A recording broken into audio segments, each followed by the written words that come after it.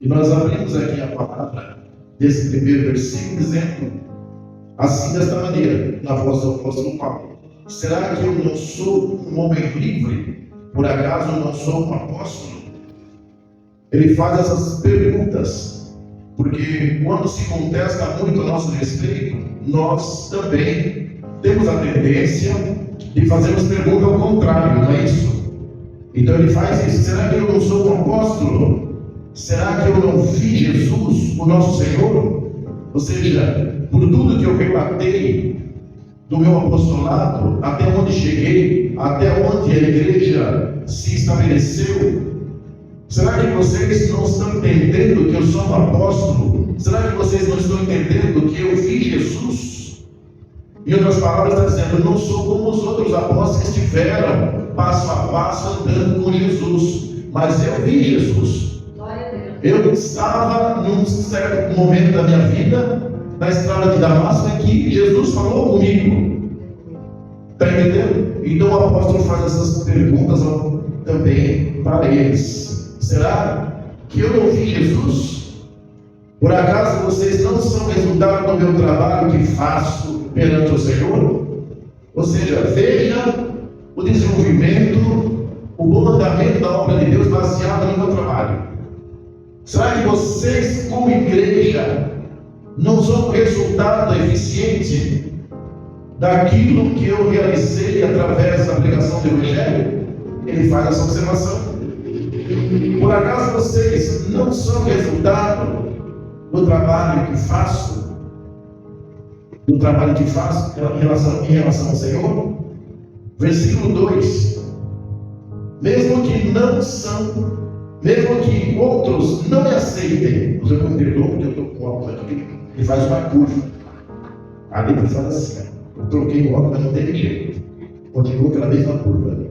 Mesmo que outros não me aceitem como apóstolo, vocês me aceitam.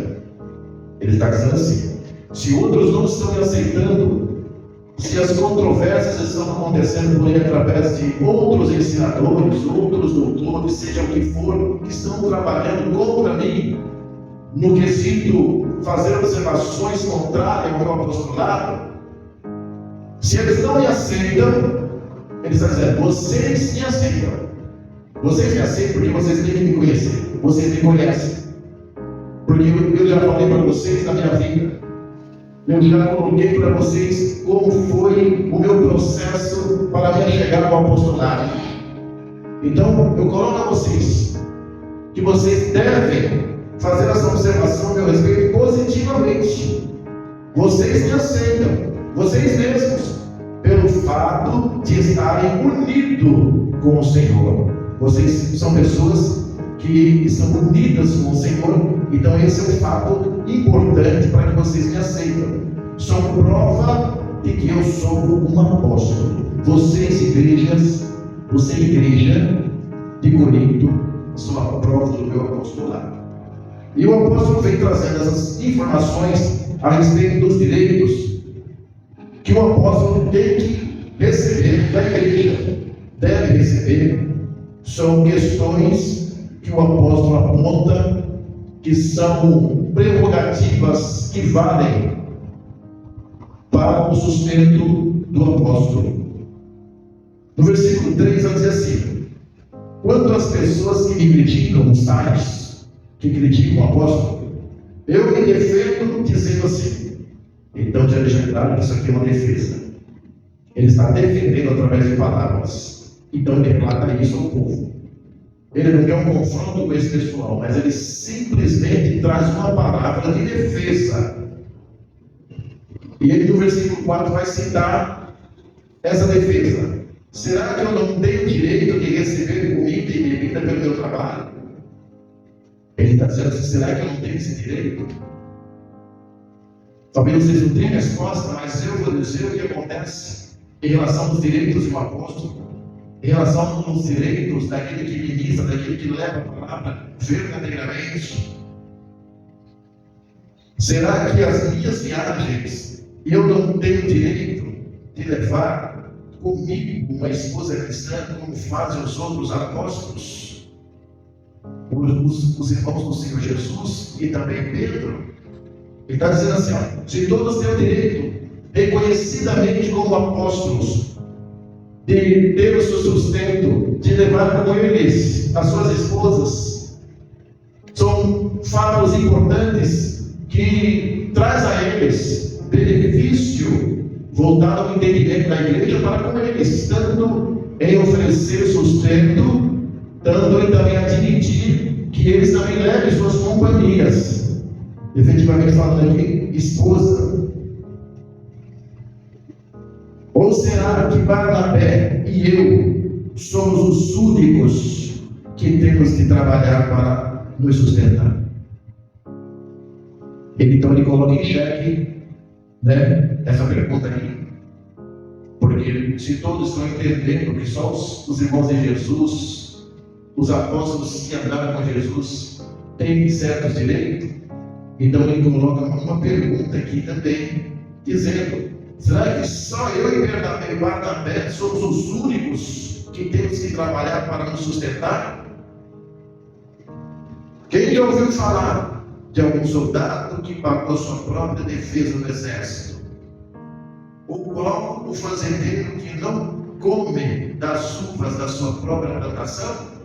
O qual é o pastor que não toma do leite do seu gado? Ele está dando exemplos relacionados ao ofício, relacionados ao trabalho. São exemplos que coloca dizendo: se esses têm o direito, é evidente que eu também tenho direito nessa questão. Não pensem, versículo 8, não pensem que eu me apoio somente nesses exemplos da vida diária, pois a lei diz a mesma coisa. Ele tem esse pensamento que é o pensamento correto na mente de Paulo e traz para nós como ensinamento. E ele diz que a lei também dá sustentação à sua palavra. No versículo 9, a lei de Moisés, na lei de Moisés, ele está dizendo aqui, está escrito assim: não amarre a boca do boi quando ele estiver pisando o trigo. Por acaso Deus tem interesse ou está interessado em bois? Ou foi a nosso respeito que ele disse isso? É claro que isso está escrito em nosso favor. É uma observância favorável ao trabalho do ministro, ao trabalho pastoral, ao trabalho do apóstolo. Então, o exemplo da lei que ele está dizendo aqui sobre, para não amarrar a boca do boi, se diz respeito aos que servem a Deus verdadeiramente. E ele se coloca como tal nessa observância. Ou foi a nosso respeito que ele disse isso?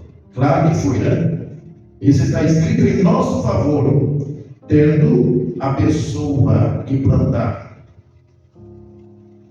como que colhe, tanto a pessoa que planta como a pessoa que colhe faz o seu trabalho na esperança de receber alguma parte da colheita.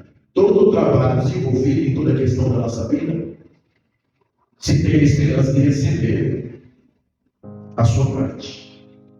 Se tem esperança de receber. Então, o que se diz respeito aqui sobre o exemplo do boi, para não atar a boca do boi, se diz respeito a isso. Se outros têm o direito de esperar isso de vocês, será que nós não temos muito mais direito que eles? No entanto, nós não temos usado esse direito. Aqui que nós chegamos, que é um fato muito importante aqui para nós refletirmos. No entanto, nós não usamos desse direito. Pelo contrário, temos aguardado tudo para não atrapalhar o Evangelho de Cristo. Ou seja, Paulo está dizendo aqui, mesmo que ele tenha direito sobre ser alimentado pela igreja, receber benefícios materiais, ele está dizendo aqui que ele não faz uso desse privilégio. Ele não faz uso porque ele não quer desacelerar o evangelho, não quer pesar, porque muitas vezes, dependendo, você acaba pesando para a igreja em certas questões, pelo fato de estar esperando benefício, pelo fato de estar esperando recompensa daquilo que lhe cabe, mas às vezes vai atrapalhando, porque às vezes a igreja é pequena, às vezes não tem condição, a igreja não é um ministério de grande porte. Então o apóstolo prefere abrir mão desse privilégio. Certamente vocês sabem, no versículo 13, certamente vocês sabem que os que trabalham no templo e no templo recebem dos seus alimentos, e sabem também que os que oferecem sacrifício no altar, recebem uma parte da carne dos animais que são sacrificados ali. Assim o Senhor mandou também aquele que anuncia o Evangelho, viva do Evangelho, de anunciar o Evangelho. Isso foi uma ordem bíblica, através do Senhor, para que aqueles que anunciam o Evangelho, para viver do Evangelho. Mas o apóstolo Paulo está abrindo mão disso aqui, e fazendo os seus trabalhos do seu cotidiano, que o apóstolo Paulo tinha ofício de trabalhar com tendas, então ele fazia tendas para viver. Então o apóstolo não quer, nessa ocasião, pensar na igreja, ainda que tenha direito. Ele está dizendo assim: o direito existe. É plausível que todos ajudem ministro. É plausível que todos ajudem, que a igreja ajude o missionário, que ajude o pastor. Mas ele está dizendo aqui, eu não quis pesar, eu não quero pesar a ninguém, portanto faço meu próprio trabalho. Eu desenvolvo as minhas funções.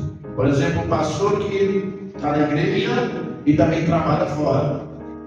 Porque às vezes, se você não trabalha fora, o sustento da família não chega por conta das condições da membresia, e os membros também são lutadores. Como eu disse, quando a igreja é uma igreja de ministério já sólido, extenso, já encontrou um nome, não é? E todo mundo entende que aquela igreja é idônea, então todos ofertam, todos contribuem, e a administração da igreja por si só cuida dos seus pastores, também dando sustento. Mas essa ocasião aqui não, aqui era a igreja aparentemente de dificuldade.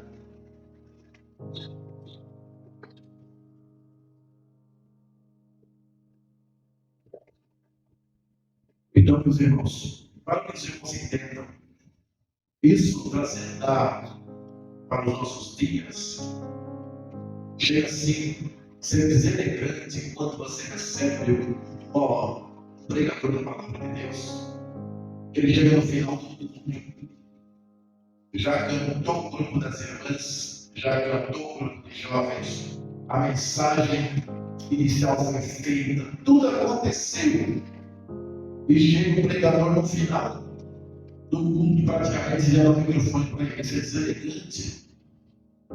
E aí, muitos recebem valores altos para poder subir na tribuna, no púlpito da igreja, fazer uma mensagem de 40 minutos e receber um valor alto. Então, precisa analisar a questão desse capítulo. Aqui o apóstolo está falando de ministros sérios.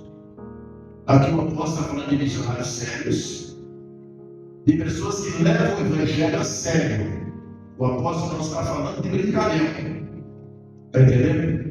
Ele está defendendo a si mesmo como participante de tudo que lhe cabe em termos de alimentação, de sustento, de coisas materiais, que ele abre mão, porque ele entende que precisa abrir mão para que o evangelho se desenvolva mais, porque ele não quer ser um peso para que o evangelho não se desenvolva, mas ele deixa claro que isso é uma coisa legal, isso é legal para se fazer, ajudar aqueles que estão à frente do trabalho.